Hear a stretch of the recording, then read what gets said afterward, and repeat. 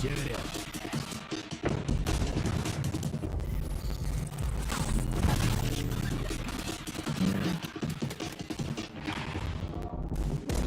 The world is changing, but one thing remains the same. Victories with 1xbet.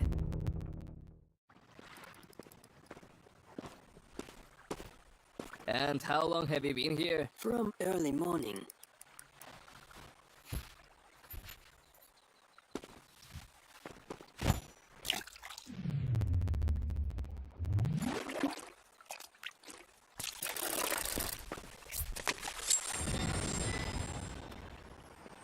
Take notes, kids. Hey, was that a bite? Will you share? Hellcase, don't miss your luck. Pick and live. Make your choice.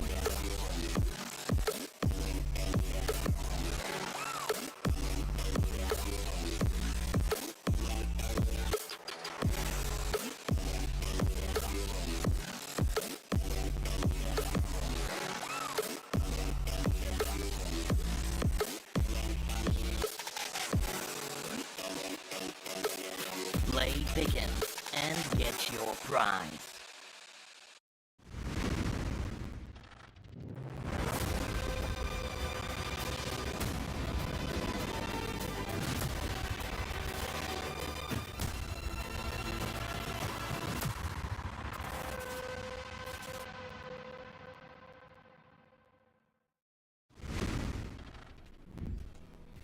Welcome to day number 2 of the Champions of Champions Tour Global Finals, CCT Global Finals, easiest way to do it. Good morning if you are in the European region, good night, good afternoon if you're everywhere else. My name is Sam, I'm going to be your host for today, and I'm joined by Yumi and Tea Time. We were here yesterday as well, and we're going to be keeping you company throughout the group stages during the daylight hours. So if you're at work, this is a great opportunity for you not to work and to rather watch some epic Counter-Strike, which is exactly what I would do if I wasn't working right now.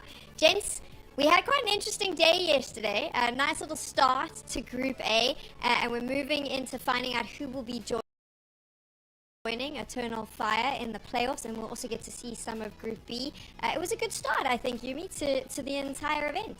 Yeah, no, absolutely, especially diving into a Group A that kind of has no distinct favorites coming into today's play, or even from kind of emerging out of this group. You know, I have teams that are competing very actively in their online competition, some are going to LANs, while others are taking minor hiatuses kind of coming into this tournament, and so you're hoping that almost realign their focus, and I think it was clear that for Eternal Fire, that was definitely the case.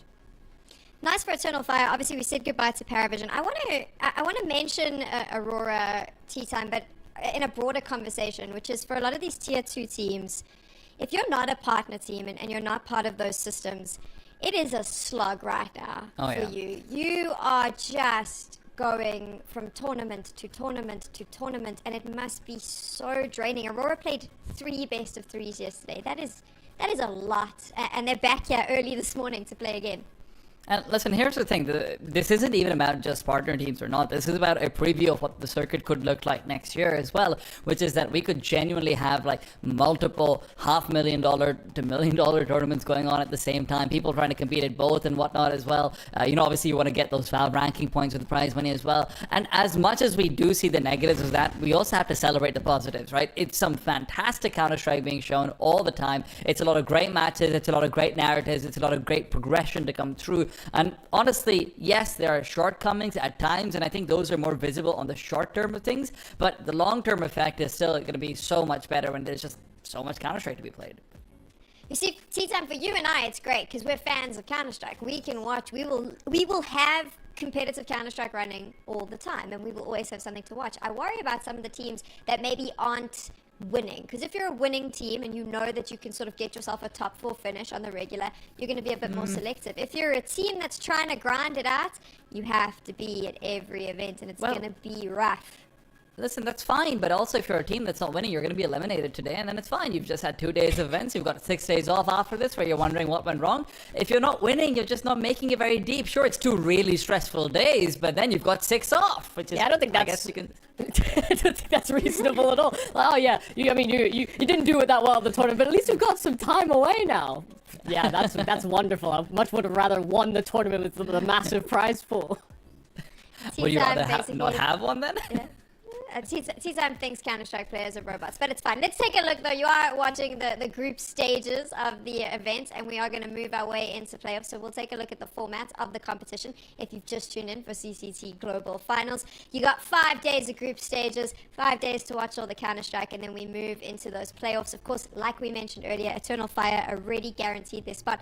Nice for them, Yumi, because they've now got a good few days to rest, but also to prep for what's to come next. Yeah, no, I think Eternal Fire looked really good coming into the group stage play. I think there were maybe some questions about their form deteriorating after their playoff or their playoff berth of the major. But for them, you know, it did seem like they just needed that extra bit of time to sort of lead into tournaments, better prepare themselves as well. They're able to dispatch of both Paravision and Soul pretty effectively. You know, the Soul matchup did have its ups and downs. It was definitely a chaotic outing for that particular best of 3, but I think Eternal Fire, you know, coming into this tournament definitely were the team with like the best baseline of their fundamentals, and they were actually able to express that rather well in their opening games. Let's take a look now at what you can expect today. We're starting it off with that decided match, Saw up against Aurora. We'll figure out who will be joining Eternal Fire in the playoffs, and then we have Ents up against Fnatic a little bit later. This one we're all excited about because obviously everyone wants to see this new Fnatic roster, and by new we mean one whole additional player. But then we'll move into Group B. So while that schedule's up, I mean, let's actually talk about these groups because there's some exciting teams throughout the competition, Yumi, that we get to watch in these different groups. For you, obviously we've spoken about standout teams, but after seeing yesterday, do you think there'll be any upsets? Do you think any of the tier 2 teams could potentially knock one of the big dogs out?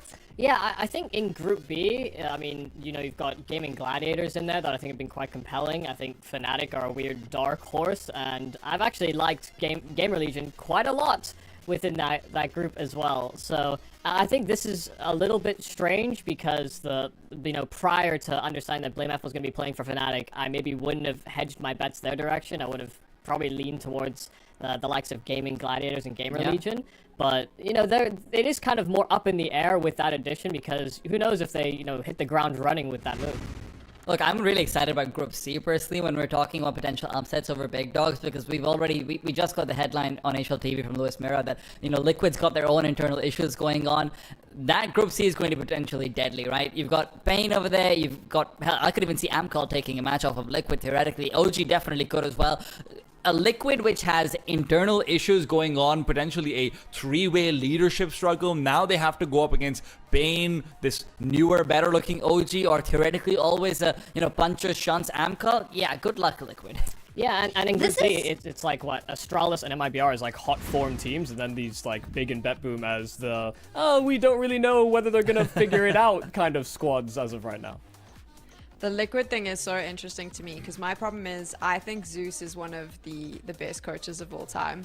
I think Cadian is a fantastic IGL. In Twists, I believe, if there is some sort of power struggle going on, I don't know where I'd want to put, you know, my heart because I kind of am aligned to all three. I hope that they figure it out. That's all I'm going to say while we talk about rumors. I hope that they figure that one out. And then, of course, you can see Group D there. I mean, Astralis are the favorites to win this competition, right, Yumi? Let's just say it like it is. Yeah, I mean, the device in-game leading move seems to have been the play, strangely enough, even though everybody out from the outside looking in thought it was a very strange thing for him to make that transition because he's a star-level AWPer. He shouldn't have the responsibilities of in-game leading as well, but maybe he can define himself in the way that many other AWP in-game leaders have in the past. Let's talk about what we're about to watch, though, and it feels like Groundhog Day because we started yesterday with this. Saw up against Aurora. Obviously, like we mentioned, Aurora yesterday having to fight their way through the losers bracket, and they had to also play at another event, so they've had a very busy day. Saw looked decent against Aurora. Let's talk overall gameplay when we look at that matchup. I mean, T-Time, they called well. They made some good decisions. A little bit scruffy in places, but for the most part, the team looks like a good unit together. And they had Aurora's number very clearly on Nuke. So they'll be confident coming into this, I think. I don't really entirely know because they should at the very least have the confidence that we beat them yesterday, absolutely, and I'm sure that'll be affecting their direction in the map veto. But what's going to be interesting is about whether they feel confident overall because Rome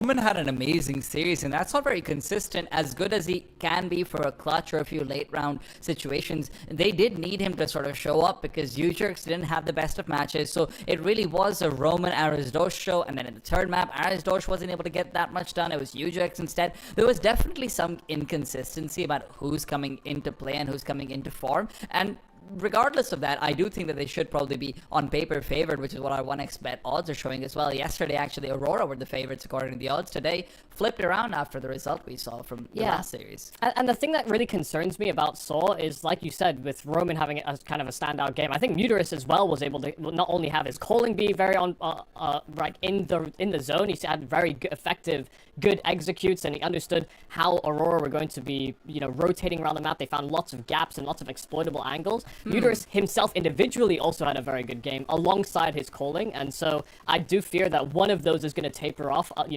These veterans that sit on Soul were major propellants for them, and even though these are the Soul players you see on screen, but these are definitely not the aliases for them. These two veterans on the left hand side of your screen were commanding a lot of space and pressuring Aurora in a way that I don't think they even expected. I know that was just a little. I was going to say, that was just a little test to make sure everyone's woken up. Because, yesterday Aurora didn't wake up on the first map. We got to make sure that everyone's wide awake. Yumi is there. We were on form. I hope that you were as well. But, T-Time, to go off the back of Yumi's points, how are you feeling there with Saw? Look, I absolutely think that Salt's going to be coming into this one with a lot more preparation, a lot more rest. That goes without saying. So at least you've got that on paper advantage initially. But also there was a lot of footage to go over for what they were able to get done on the Aurora side, right? They played some of those maps again. They played Nuke twice yesterday. Once in our tournament, once against MIBR as well. And I actually think there was a lot of core changes. So you might see them potentially start to second guess themselves a little bit in some of these calls as well. So where Muris had a really good time yesterday, if he does the same today in the calls, I'll be really impressed. Yeah, and on the flip side, Aurora probably don't have any time to have reflected on that game at all. So, from starting our day here at the CCT Global Finals to then ending the day as well, and now being another, like you said earlier, Sam, it's like Groundhog Day all over again, and so they're just going to have to kind of treat this as a whole new day, and I hope they have the ability to reset, and that somebody has gone over that footage, but I kind of doubt it, unfortunately. Let's just figure out the timeline here for you. So yes, they're going to start playing now at, say, 11:30 CEST, but they need to be warmed up and ready to go at around 10. That means you've got to wake up early, you've got to get breakfast in. So this was the time they started yesterday. Straight from there, so you've eaten, you've got dressed, you've showered, you've come, you've warmed up, you've played. Straight after playing, you need to take a break, you need to get sort of back in the groove. Then you need to prep for the other events with the elimination match. You're also on LAN, so there's probably some media obligations. That's your whole day, right? You fit it in lunch somewhere there. You play. Straight out of that game, you had maybe an hour or a little bit to get straight back in to play. Please. There we go.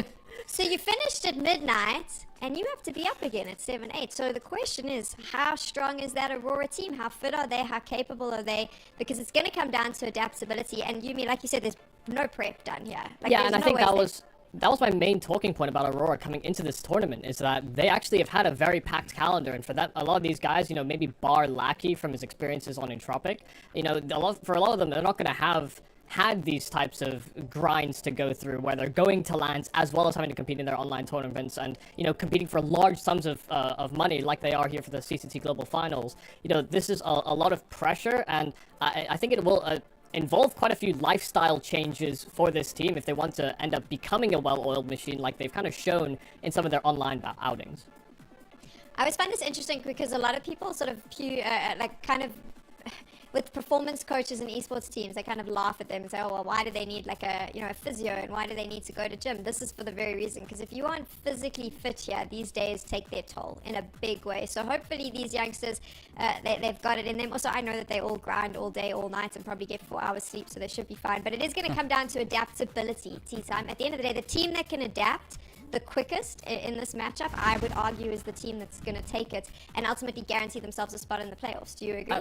The thing is, you're talking about this matchup, but actually I thought there was a lot of really good adaptations being done yesterday from series to series as well. What we saw with them versus MIBR was really interesting, where they completely changed how they were playing the CT sides of certain maps. Nuke in particular was a standout in that regards, where a lot of the weaknesses that they showed against Saw, which were not one-off weaknesses, by the way, right? That A side, we talked about it before as well, that there are some tendencies that might be exploited. So I really like some of the adaptations they brought in, but I'm sure that we're going to talk about that more as well when we actually know the map pool. Talking about the map, well, let's actually check out the video because I'm interested to see how this is going to go. Tea Time, you've been like 2 for 2. I think you've got it right every time. You want to take a guess here and call it again? I think that it's going to be obviously the Mirage Vertigo permabans coming in. I actually am still leaning in towards Saw picking Nuke, and I hope that Aurora picks Anubis, even if I think they're going to pick Dust 2. I know they won Dust 2 yesterday, but that was a very messy game from both of these teams, and Anubis could be a much more clean showing over here from them. Yeah, so they go for the Dust 2 over here. It's likely just going to be an Ancient Decider again. Saw likely to ban out Anubis. Aurora's going to ban out Inferno, so we're not going to see anything different over here. It's pretty much that mirror image, Groundhog Day. Yumi, how do you think it'll play out? Yeah, I don't think it'll play out the same way as last time, but I will give Saw its credences, and I mean, they've been a very credible side in terms of being able to I mean, they deserve to win the series that they do, but I do think Aurora came in very slow and just kind of uncharacteristically unable to make use of a lot of the star players that actually have propelled them to some pretty great heights when they've actually been able to compete on LAN. I don't think we saw the best from Deco. I don't think we saw the best from Norway either. You know, Result had a really poor first map, but actually was able to bound back into the series and put up solid competition.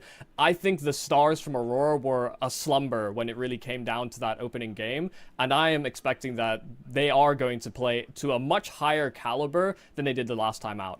I am leaning my hat into Aurora's camp, and I will fight for them this time. I won't flip-flop. You know, I wasn't sure how Seoul were going to play coming into the series yesterday. I do think Aurora should be able to take this one. Tea Time, I mean, this whole thing of I'm not going to flip-flop, do we believe him? I believe him because I hate to say I agree with him. That's sort of the worst part about all of this. I'm with him. I think Aurora's going to take this one away. I really like the adaptations they made. Result's going to look much better on the CT side of Nuke especially. I think they're in for a treat. Let's see if it's Groundhog Day. Yesterday, Saw was able to take Nuke 13-3. If it's Groundhog Day, the same will occur. Or everything is going to change up and Aurora is going to come in swinging. We've done talking. It's time to get into Game 2. My favorite casters are ready to take over. V-Dog and Lucio here. Favorite casters. Wow, that's quite the honor. Thank you so much, Sam. It's great to be here. I'm excited for this one. Both these teams have been on the up and up, and I've been really enjoying watching Aurora over the last few months, so it's going to be a fun one. Yeah, everyone's Aurora maxing. What's going on? Where's the love for Saw? Well, it's that time of the year, right? Guys. The Aurora Borealis is really big in the sky at the moment and all the Yeah, rest. true. I spent like 2 hours looking at it in the south, and it just didn't happen. Just didn't show up. But anyway, hopefully Aurora can show up today in my little tangent there. And for Saw, I want to talk about Jerks. I want to talk about Rostos because it feels like those names obviously came up. They said that it was kind of not their style as showing yesterday. Didn't utilize the star players. Well, suddenly if they start appearing, if Story starts clutching as he's always been doing on the AWP throughout his entire tenure in Saw, then I can really see them kind of coming in and doing the damage. I think this is a Saw that's now going to be prepared. Last time we saw them at Pro League, and they were a last-minute substitution. They didn't really have the time to prepare, and this time, they've got that. And I really feel like Saw they're just going to do it again. The maps are exactly the same. Why would the result change? That's so silly. Yeah, well, Saw clapped them on Nuke last time. Let's see if Aurora have got the clap back. Whether they'll be catching the clap. Let's go. CT side. Bit of... I want the clap. bit of... CT side of Nuke is always a great place to be. Two Berettas on top of Hut. Oh, getting curious at the door. Results considering. No, he's just looking at the floor. Hiding behind it. Trying to play the doorman, the bouncer. In charge. Big and brawny. Do you have your ID? He asks the members of Saw on the other side.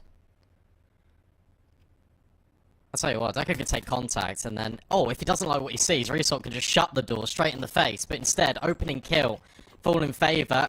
There's that door being closed. And suddenly for Saw, you haven't really got much space whatsoever. You have to go in towards ramp. If you're Jerks, you've got to kind of peek and prod your head over there. Meanwhile, Aurora, it feels like they've got all of the control, but with Rostos finding Norway, does that change things? Not really. It's just going to send Saw over to ramp and into Lackey. And Lucky meets the bullets of Jerks straight to the dome. They can accelerate off that. Deco is going to be down here to meet them in dark. And with Result going to Squeaky, that could provide a great distraction. Deco doesn't even fire a shot. Result has taken that first contact, smoked off, and now all attention is on him, and it's an easy slide out from Deco. Great shot, but he's under pressure from above. Roman flanking over the top, and now it's on to Kenzie with the dual Berettas. 1 kill, needs that second, looking for it. On towards the mini ramp, and Kenzie will collect both. The clutch to get things started. Cool round out of Aurora, right? You've got so many bait and switches going on just all over the map, but at the same time, it does feel a little bit sluggish, and I feel like this is what you're going to get in this first instance, especially this first map for Aurora to kick off the day after that packed affair yesterday. Fair play to Saw for able to get that first kill over on A. They immediately just send it straight in towards ramp. There's really good trade spacing, but from there, the rotations are on point for this CT side. Immediately a pistol, immediately M4s come out for both Kenzie and Deco. Patrolling outside is Kenzie. And for Saw, well, they didn't get the bomb down. They're just going to be operating with Glocks. That's the objective in this one. How cool is it that the little portraits shake when they get hit by the HE? That's really neat. You'd love to get as many kills as you can with these MP9s, but at long range the M4 is doing great work. Norway finding a couple. And lucky with the final, so 3 on the MP9s, no casualties. Happy days for Aurora. Yeah, they're loving life immediately. This starts off just way better. They're able to get the second round last time after kind of breaking the pistol round from Saw, but this time they've got 2 in a row, and they do it flawlessly. Smiles on the dials as well. It's good that we've also got the player cams. I like that Kenzie has a big grin on his portrait because everyone is so dour in these pictures. Players always have to be like the tough hard man, right? Like, yeah, don't mess with me. I'm gonna headshot you. Kenzie's just like, hey, how's it going? Now, getting aggressive is Lucky. And he mates the bullet to Jax, who chases him down, so getting a little too eager. Gives the advantage to Saw. I'm just taking a look at Aurora. They've been quite dynamic on their extremities. Immediately, you've got Deco and Kenzie that are looking to set up it in ramp. But just for a moment, this gives a lot of space outside. Kenzie's even dropped down lower. So Deco occupying radio. They're going to lobby crunch here. Very common occurrence to happen when you lose this outside control. But in fact, it's Resort and Norway going to go toe-to-toe with Roman as soon as this smoke fades. Waiting so patiently, and he can't find anyone. This will accelerate Saw outside. It'll make them move down, but they're going to go straight into Norway and Kenzie. It really felt like Roman was going to be ready for that first fight. Like at least one, right? It looked like the fade was favoring him for a second. Like, I swear. Look at this read, by the way. Kenzie's down here. Norway's down here. Deco's in the vent. Yeah, everyone's downstairs. They're hearing the whisperings of Saw approaching. Norway's going to fall back. But that's intentional. He wants to bait them in. And this setup is perfect. Deco actually just going to find both. Don't even need the extra element of this bait, although Noise been blown out the server. Result coming down the vents. Gets one, looking for 2. Materia somehow manages to get that one back, but just spam through the smoke. It's a perfect round. Aurora are the puppeteers of Nuke at the moment, and Saw are on strings, and they are just being pushed and pulled wherever Aurora want them to go. And that's even with the opening kill being found out ramp, right? You've got the immediate reposition, you've got the double up to get Deco in towards radio. He can then be a little bit more aggressive. And then walking through Squeaky, having that lobby crunch available. They just sit in the smoke up close with the MP9s. They're utilising their weaponry to the fullest of advantages. And as soon as they grab those kills, they immediately rotate down because they know that Saw, the only space they're going to have available to them is deep outside. Kenzie even walks back in towards Hell just to jiggle Garage to make sure they're definitely going down towards that lower site.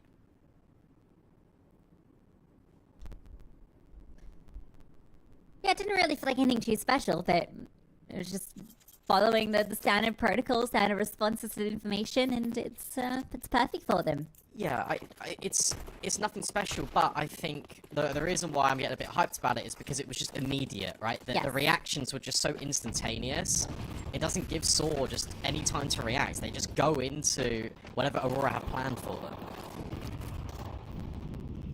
Kenzie, he's got plans. Those plans are killing people in the server. Lucky also, similar plans. He's trying. Yeah. We're all trying out here. Deco getting a few kills, getting a bomb delivered to him. They go for another flawless anti-eco. Like, that's just perfect. The bank builds up, not giving them any sneaky bomb plants or anything. It's looking rock solid. They've already got more rounds than they did yesterday against Saw. Happy days. I think what's interesting in this round, though, is that Saw give Ramp a little bit of a limit test. They've been able to find the opener here. They were able to rely on Ramp in the pistol round, where things over at top sides didn't go to plan. So now the pistol's just still applying that pressure. And that's either to give it a go, or just to dump you to outside and take that space and make Aurora adjust. That's exactly what they've done in this one. The Deco moving down immediately. You've got Lackey just at Ramp. It's an early rotate. With Kenzie and Norway blowing open these smokes, trying to deal with Mutiris. I'm going to say that might soften up proceedings for Deco. Instead, he's now got a whole much harder task on his hands. Yeah, that one didn't go how you thought it would. No, not at all. So perfectly timed as well. So Lucky's going to make this noise, but I think it's to maybe bait that Deco isn't here. Not going to matter. Deco. Nice little HE. Tyrus manages to duck behind the bit of nuclear equipment in the corner. Yes. Probably something that you don't want to blow up with a grenade. Thankfully, the environment not that interactable in Counter-Strike, or you'd be in trouble.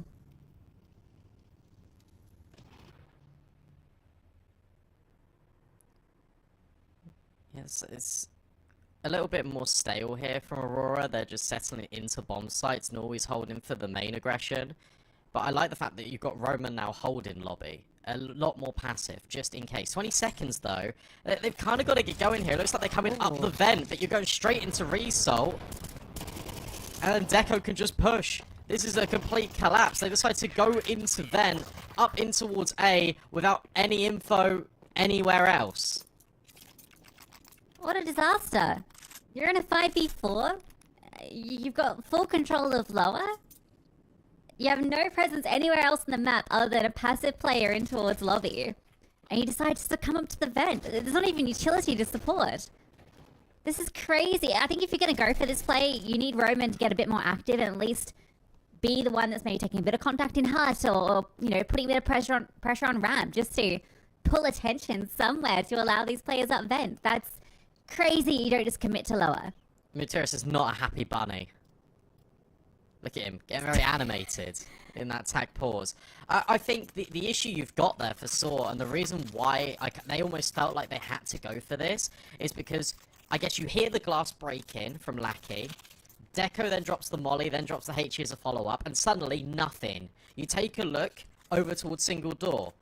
Nobody's peeking you. Over towards double, don't really feel comfortable going into control room because of that audio.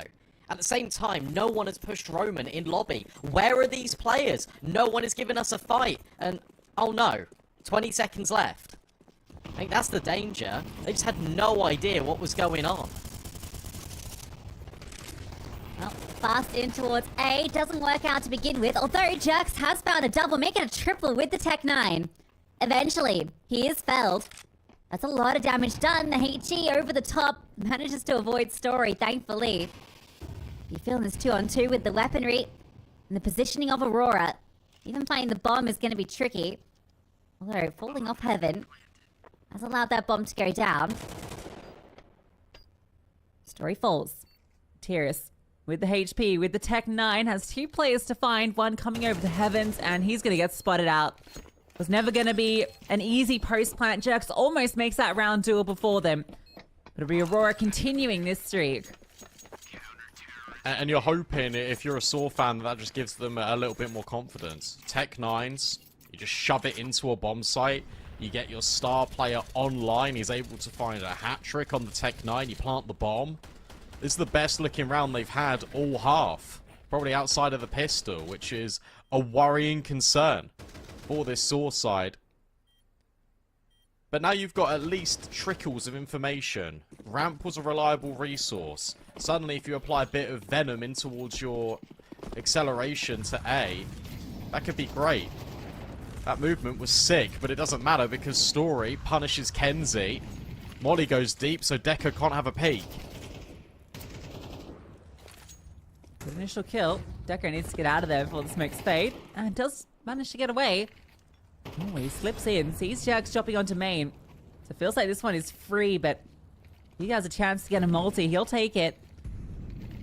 He's losing teammates.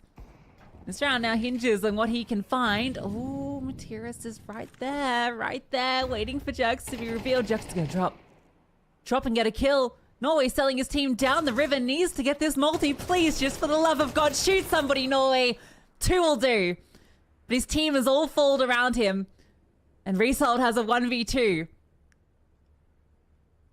At least he's in a good spot, right? But he just can't get by Jerks. That was unsettling to watch. Because he's got the idea. He knows where they are. He wants to take every single player down with him. But Sora just progressing past him. The comms must have been so cluttered there as well. With Norway just trying to explain what on earth is going on. I understand playing trigger discipline. I understand going for multi-kills, but there comes a point. You can't hold it for like 40 seconds. It's not going to work. You need his team not to be taking fights if he's going to be waiting that long. They need to be super passive. So they all died. Damn, Resold is so good at these spam timings. That's another round where he's just found that one through door, but they're out into A. Great flashbang. No, he doesn't know what hit him, and Story just drops down to catch a flanking Lucky. Hang on. Deco, hold up. He's silently dropped. He's lined up 2. The spray from long range is perfect. Even a 3rd potentially. Story's brought down low. And Resold's still here. Never left. And they're backed out. They're forced away. The bomb in the site. Aurora in the prime position. Materis trying to get through the vent, and he's got down. But to what end? Well, no end, really. The bomb's in the middle of sight. He's got back out. Okay, okay. 45. Kenzie's gone the long way round.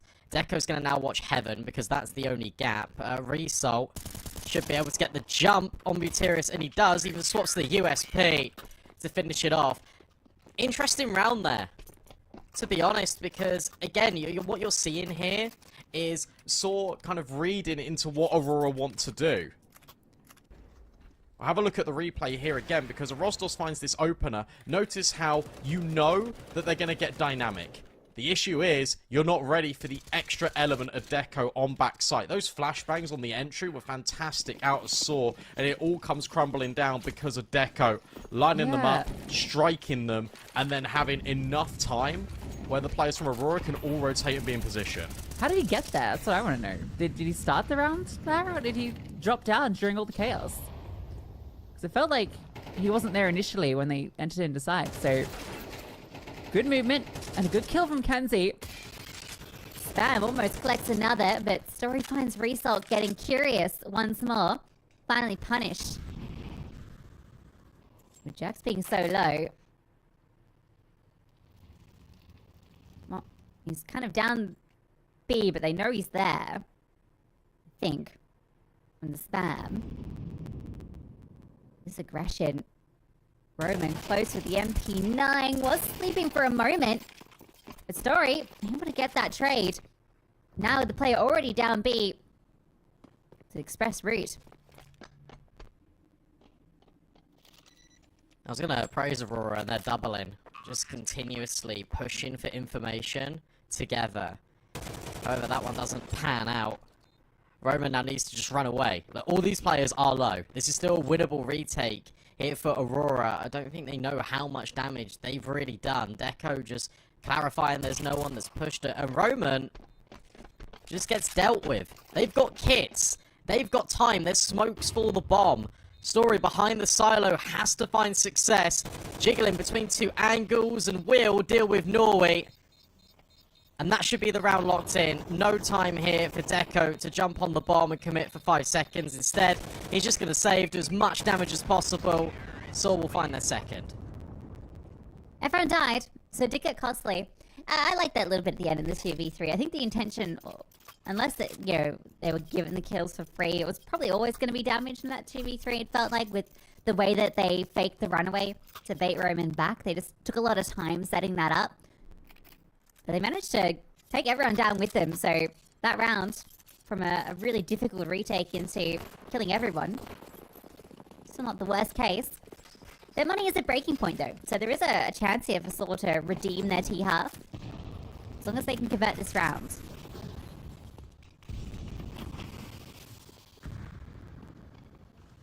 And that'd be really nice for Saw, because it would also give further validation to their on-the-fly solution-seeking being a success. Because they are reading now into more of what Aurora are doing. That double radio push was punished by having 3 players just ready and waiting. You've also got Lobby being cordoned off. This has been a familiar theme over the last couple of rounds as well. Jerks down secret. This time he's got Muteris to join him.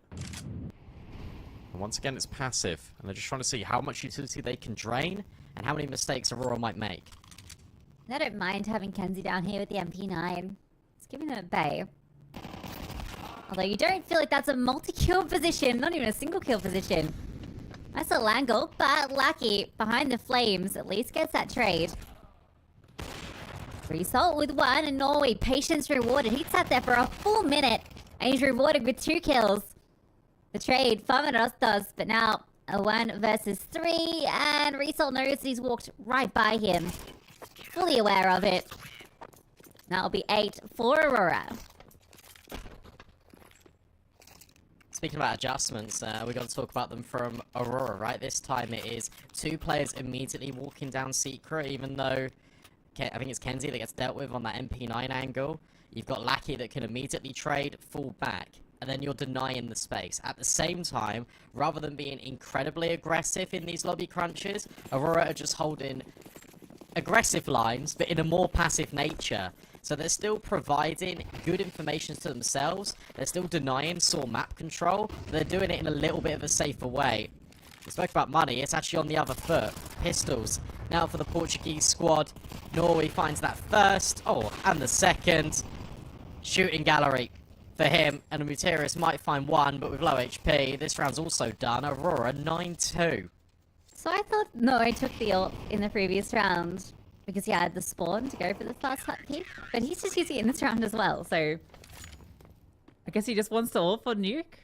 Maybe he just had another spawn and was just like, yeah, I'm just gonna take it. Is he gonna summon Decker? Or is he just gonna... I think he's just gonna be the ult player in this map. To be honest, Deco hasn't really had to use the AWP all that much this first half, and he's 14-2 with the rifle. So, yeah. At some stage, Norway's like, well, maybe we do need an AWP. I wouldn't mind using it. And Deco's like, okay, well, I'm killing everyone. I don't care what gun I use. Desk did highlight it, it's got to be said. Did speak about the stars not being online for Aurora yesterday. This time it's a complete role reversal.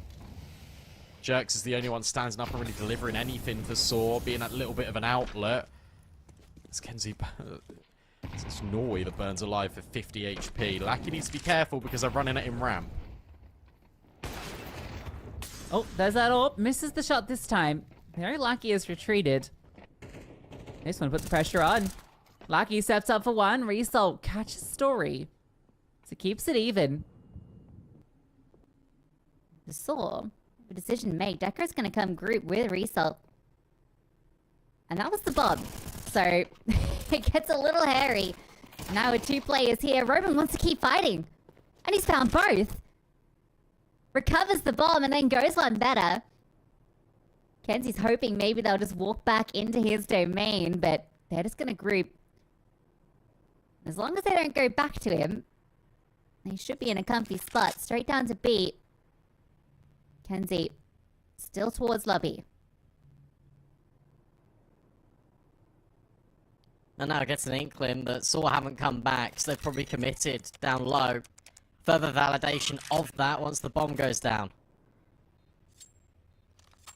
Have to make his way through the vent, past 2 of these players. He's got utility to work with the bomb already a quarter of the way gone. This is going to be a really tricky retake, especially with Saw burrowed in all these corners. He gets his first kill, which, oh, you thought for a second maybe it's going to be gifted to him, but it won't be the case. So Saw, another one at the tail end, but still a long way to go. 9 on the CT side for Aurora. That feels great. Yeah, you're more than happy with that if you're Aurora, let's be clear. For Saw, it's got to be pistol or bust. And I hate how cliche that's now becoming in CS2, but it's just so true. They lose this, it's basically map over. You win this, suddenly there's a conversation point, because comebacks are incredibly possible now. Even with this 6-round deficit, it's not actually a far cry away from exploring the possibility to get back into the game. Compared to Go, it isn't. I'll say this is a great improvement regardless on the result yesterday where they got 3 rounds in total. Yeah. On Nuke. So, shows you what a good night's rest will do. Make sure you get your beauty sleep, kids. You game until 3 AM, make sure you sleep till midday. Ooh, nice opener from Resol. Alright, that's not fair. That's, yeah. Materis has got a knife out in the vent, hoping that that's gonna, you know, see Resol slink down. It's crazy. I'm sorry to cut you off, but they've all made it down secret at the moment. Story goes back to peak heaven because he's checking for Result. Now with Muteris, he's seen the whole lot, but his bullets just aren't connecting right until the very end. First kill for him, and this is just a mess. Oh, like he comes down the vent to help, and now they're going back A. What is this round? Whoa, hold up. Okay, never mind. Story. He's been gushed, he's low, and he has a 1v2. The bomb's going down to B to make things even more difficult for him. Penny drops, Lucky is going to slink down. And this clutch feels incredibly difficult. No kit. Time ticking, players to find, and they're doubled up. 1 bullet might do it. With 2 players with Glocks, this needs to be phenomenal, and it's not going to connect. It will be the pistol for Aurora. That's my favourite kind of pistol round. B to A to B to A to B. Both the pistols have looked ridiculous on this map. I know.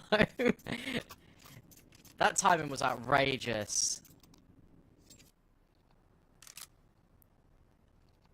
I can't believe he jiggles just as they make it down secret. Right place, right time for the vent player as well. Just couldn't connect the shots after the first kill.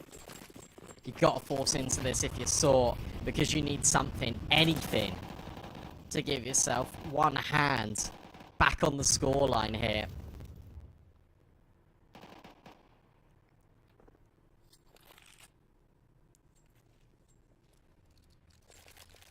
Hands definitely not on the wheels. Which is illegal. Oh! Okay, that's a good opening kill from Materis. The scout finds a bit of contact. And Southall want this round to go. Slow. Getting the opportunity to pick off players. Aurora just sit and wait. So bringing this FAMAS into the right place. They have 4 bodies on the upper side. And it's because they don't see anything at ramp. Story also walked outside and cleared back red. He had a look at garage, didn't see anyone's silo. So you assume that Aurora playing passive and they got to go into one of these 2 choke points. You've seen the scout that's already got a kill. So you hedge your bets. It's going to be A, and this is exactly the right call. 35 seconds left. These 2 flashbangs are going to go crazy here for Aurora to breach the site. No Molly, nothing to clear Story. 1 top of hut, but that's just going to move Roman slightly out. Time's ticking. They need to find their way through. There's that FAMAS swinging, but only 1. Now it's the big heavy weapon. Norway extending with the Mach 10 for a second. Deagles are doing work, and time's running out. They need to fight their way past this scout. The no-scopes don't connect, and they are overwhelmed by Aurora. Really good trades from Aurora. And notice how it's all calm and controlled. they are sitting in Squeaky, and they're just doubling up. And they're making sure that every single one of these fights is actually an outnumbered scenario. Even though Saw have got 4 bodies here, just the angle of these peaks are also controlled. And then as soon as contact is taken at Squeaky, Norway just runs through the Mac 10 and tries to clean up. It's very well played from Aurora, and they get the very best out of that situation because, let's be honest, in that stack with like 20 seconds left, you're expected to lose that round.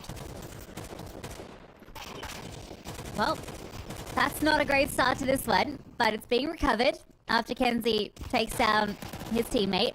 Okay, the USP doing way too much work at this ramp stack. And if Baturius can catch this timing, needs the shot. Oh, the P250 betrays him. The headshot, but not the kill found.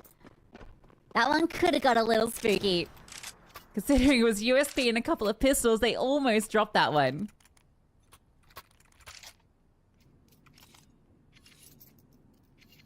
It's not quite Groundhog Day.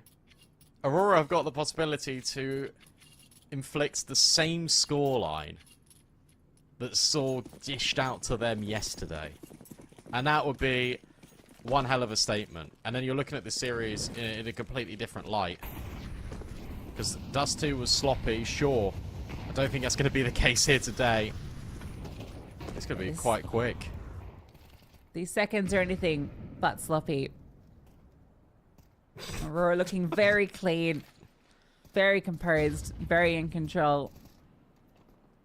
The clapback, special order, delivered express. Oh. Rizzo just walked through the vent. Very loud about his descent. Cheers. Seeing a lot of this utility being thrown deep. Oh, looking for Kenzie. How does he not find that kill? That's just not fair. That's just not fair. But it's okay because Jerks has found Lucky. And so the advantage is with Saw. I think Result being really loud down the vent was trying to pull that ramp rotation. Because for a moment, there was 2 or 3 players from Aurora grouped up over there. Instead, now they're just hoping that someone from Saw gives them a fight. The issue is that the player in closest proximity right now to kind of give them that is Story on this AWP holding the cross. How on earth do you get the bomb down? It might be through the vent.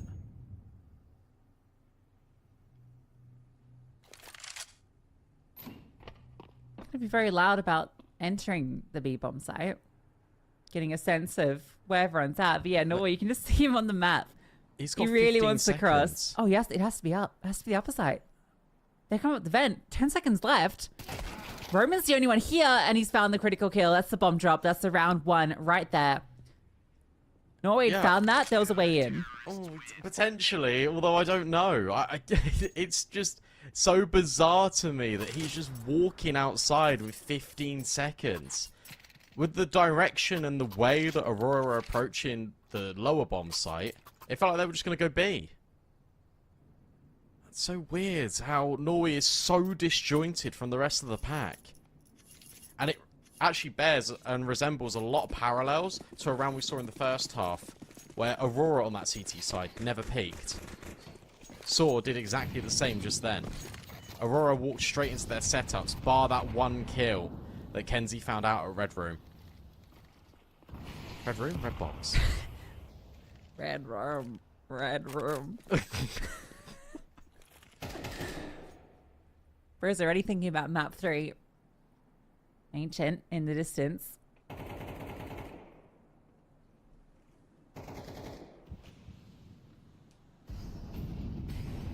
They're just going to try and walk across again. It looks like it. They're literally just trying to walk across. Okay, well, they were spotted, but they do manage to get over with 3. The bomb isn't with them again, though. The bomb is on top of Silo.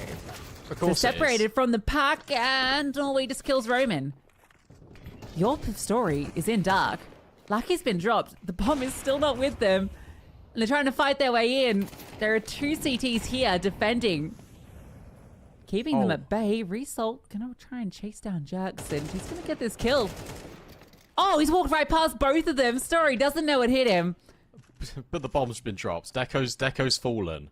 So now you got to try and recover this. A Rosdos, goes out the vent, but adjusts just in time onto Kenzie. And now if you're Result, you've got to deal with a Rosdos, and you can't. Another round in which Aurora fumble the bag because they've got the bomb somewhere else. You just need one round. Just take the bomb with you. It's not that hard. It's the primary objective, after all, of Counter-Strike.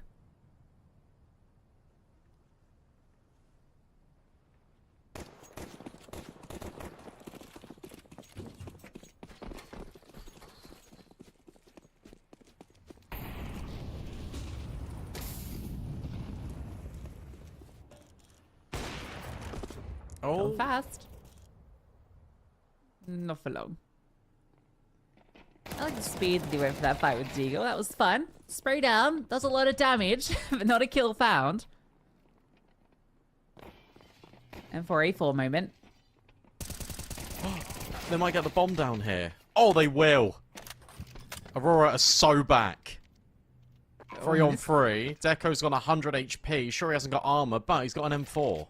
Yeah, they've also found an M4 for Kenzie. There's just no way they win this round, Yeah, surely. don't get glocked. Oh, he's been spotted. Surely? No? No. Not spotted? Okay, can't find the kill. That was the chance. You don't want to get glocked. Don't get glocked. Not like this, Thor. Kenzie's spamming. They know where he is. Result just being a distraction, being a nuisance, bomb being defused, to spam. Not quite connecting. I think he just lost where it was planted. So they won't get glocked. Good. Aurora rocking out a little too much with the Glocks at ramp. The fact that I think it was it Deco that didn't get spotted over a top silo. Oh my gosh. It's fine. Everything's okay. It's interesting just kind of looking at the kill distributions as well, where you've got the stars performing really well for Aurora, and for Saw it's now becoming a lot more of a team effort. Everyone's trying to build up the floor so the ceiling can become even higher. AUtil put down early, but that's not the true intent for Aurora. They're not rushing. They're just biding their time.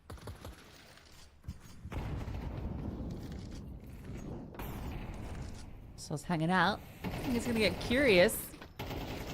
And it's actually a crunch from behind. Kenzie able to get one back, but they have taken a big bite out of them. Oh, he does get a second kill, but he's also brought down incredibly low. 2-3 with Story also limping. It's not impossible. Tyrus down lower, so if Nori does go for this cross, it's not for free. In fact, Tyrus might even get the jump on him.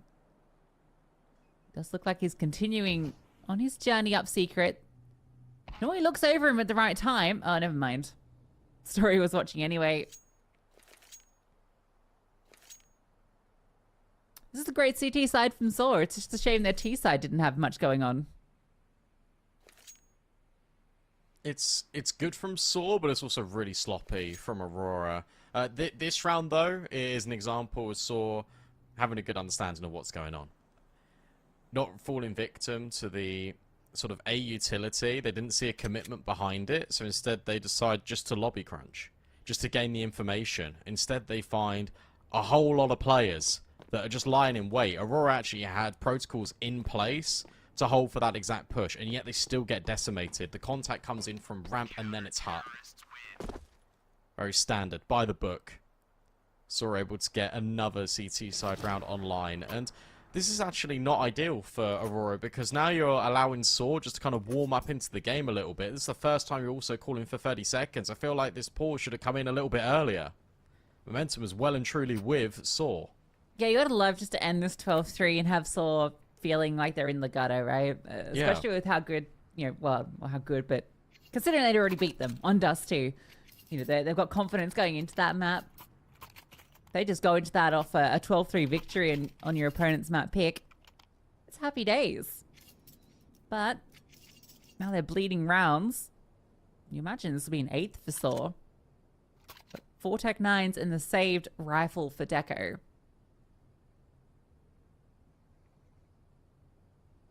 I'd just like to see Aurora go for one of these faster rounds. They've been getting a lot of success where they've been going as a unit. Just pack mentality somewhere. You're guaranteeing a trade. You can then have the bomb with you because everyone's going to the same spot. And you can plant it. And from there, you can give yourselves opportunities. Not to be in this one, though. Mackenzie taking space outside. Deco's going to follow him. Might be a straight cross down to Secret, but with Story providing Overwatch. That's not going to happen. Oh, maybe it will with the timing. Okay, well, he spotted one. I mean, this has been Aurora's game plan consistently to get over towards Secret. Now, they do have the bomb with them this time. That's the big difference. Oh, let's go. They took that 30 seconds, reassessed the game plan, and saw that it was kind of circled and highlighted by their coach Brain. Take the bomb to the bomb site. And they thought, let's do it. Don't go back up the vent. Wide swing onto Materius. He's able to adjust. Fakes the fallback. So he's looking. Deco rewarded by the shadow. Now, an Astralis plant can come through. No way to deny this. Norway catching Roman as well. A 3v3. Jerks quick on the scene. It has to all still be Deco. Norway is so far removed where if Deco dies, this is basically the round over. Arostos has also heard him. And why would you anticipate Arostos to be there? So now everything falls on Deco. Swings for the fences, but only runs into Jerks' bullets. Saw recover. But considering that was one save rifle, Tech 9s, and that looks like a pretty scary round for Aurora, should be pretty good belief for them that they definitely can close, and they definitely should close in the next few. Otherwise, Saw are just 4 rounds away from completing this comeback and forcing overtime.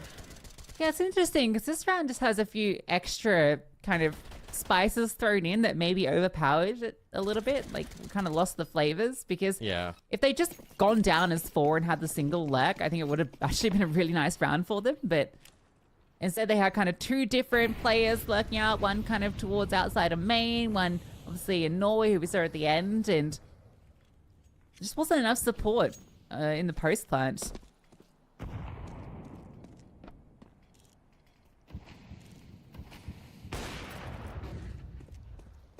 It's Materius in Secret this time, which is really nice for Saw because it means that if anyone peeks him, he'll get the jump on them. But if anyone doesn't, well, that means that everyone can be in position. Quick A fight though, good scaling. However, Norway just stands in his flames. Arostos at the back of the site will find one, but immediately all the trades are here, and Jerks and Mutiris now have to try and close this 2-on-3.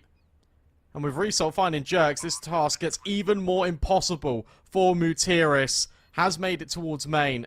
Deco holding the close angle. Result in from door. Aurora close with an explosion on A. Yeah, what a bizarre way for it to end. It felt like that hit had fallen apart, but lucky Result stepped up and delivered. Aurora finally closing that map where it was a 12-3 lead. It felt like they could have closed it a bit sooner, but they do get the job done.